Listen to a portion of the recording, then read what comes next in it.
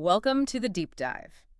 So, if you're managing a support team, you probably know Zendesk. It's a powerhouse. Absolutely. A potential powerhouse. Potential, exactly. Because the sources we looked at, well, they show it's often just sitting there, not really doing what it could, mainly because the initial setup wasn't quite right. hmm Today, we're digging into that specific challenge. How do you make a tool like Zendesk actually work for your team, especially, as you grow? Right. And our mission here is to figure out why CX Collective seems to really stand out when it comes to building Zendesk setups that can actually scale. Yeah, it's interesting. So many companies seem to treat Zendesk setup like a one-off thing. Install it, forget it. Right. Set it and forget it. Exactly. But what the sources really highlight, the kind of insightful bit, Hmm. is that it's not just the initial setup that trips people up. It's the lack of an architecture that can evolve. Okay. So without a plan for growth, every little quick fix later on just adds complexity, becomes technical debt, and it sort of quietly undermines everything. Yeah. So we'll get into those pitfalls, and then how CX Collective seems to have a way to address what support teams actually need so the system grows with them. Okay, let's unpack that problem a bit more then. Our research, yeah, it definitely points out Zendesk is only good if it's configured right. Otherwise, you get these bloated configs or broken automations. What does that feel like day to day for an agent? Oh, this is where it gets, well, frankly, a bit painful for the agents on the ground. Hmm. The data we found shows agents constantly asking, where does this ticket go? Because things are routing wrong. Okay. Or they're wading through like tons of old macros that don't work anymore, or urgent stuff gets lost. Oh, man. Well, one source even called it a digital traffic jam. Simple things become these huge efforts.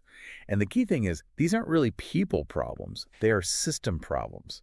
It's like digital quicksand, Hmm. pulling the team down. Wow. So an agent might waste, what, 5 minutes just trying to figure out where one ticket goes? Yeah. And you multiply that by hundreds or thousands of tickets, suddenly that's a massive time sink. It really is. That's the kind of inefficiency we're talking about. And does it go beyond just routing? Like, the sources must talk about agent frustration, right? Or maybe unreliable data coming out the other end. Absolutely, both. That constant frustration with workarounds, it leads straight to burnout.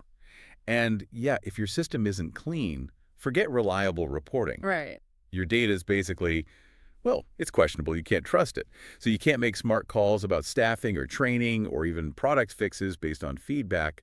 It's just this vicious cycle. Okay, so it's messy. How does CX Collective come into this picture then? Their whole promise is Zendesk that's clean, scalable, and ready for real CX operations, like built for how the team actually works. Exactly. And that raises the big question, right? How do they actually Yeah. deliver that scalability and precision? Yeah. Well, they use this methodology they call the CASE framework for Zendesk success. It seems designed specifically to tackle those issues we just talked about. Okay, CASE, what does that stand for? Right. So first is C, clarify your needs. And this seems crucial, no assumptions. They really dig into the existing workflows, the channels you use, team structure, where the roadblocks are. Mm-hmm. No cookie cutter approach? Seems like it. Then A, architect the solution. So based on that clarification, they design a tailored Zendesk setup, custom fields, triggers, automations, views, all specific to how your team operates. Okay. Then S, setup and streamline, implementing it cleanly from the start, built for growth. Built to evolve. Right. And finally, E, empower your team. This isn't just build it and run. They do agent coaching, provide documentation, and ensure a solid handoff so the team can actually maintain it long term. That architect step, though, that sounds like where the magic or the potential pitfalls really lie. How do they make sure they aren't just building another complex system, just a different kind of complex? Yeah, good question. And I think that's where their hands-on experience really comes in. It's not just about adding features. Right. It's about looking at the patterns. Like, if agents are always doing the same manual follow-up task, they won't just make a macro for it. They'll design an automation triggered by specific conditions. Cuts out the clicks. Ah, okay, so it's optimization, not just implementation. Exactly. Based on how people really work. Which makes sense. Our sources really hammer home that CX Collective is led by Ty Givens, right? And she has decades of experience helping big names, Cease Candies, Herbalife, Shoe Dazzle, Yeah, that track record is significant. launching, scaling, streamlining Zendesk. And what seems really interesting there is the emphasis on Ty Givens bringing structure, clarity, and decades of experience to every setup, whether it's your very first ticket form or, your 50th macro. That personal involvement. Seems like it. That direct oversight and attention to detail, one client, quote, highlighted it, that seems key to building systems that genuinely support growth. It's that deep, hands-on understanding of how support teams start, Yeah. how they actually function, and crucially, how they scale. So they know a 10-person team needs something different than a 100-person team. Precisely.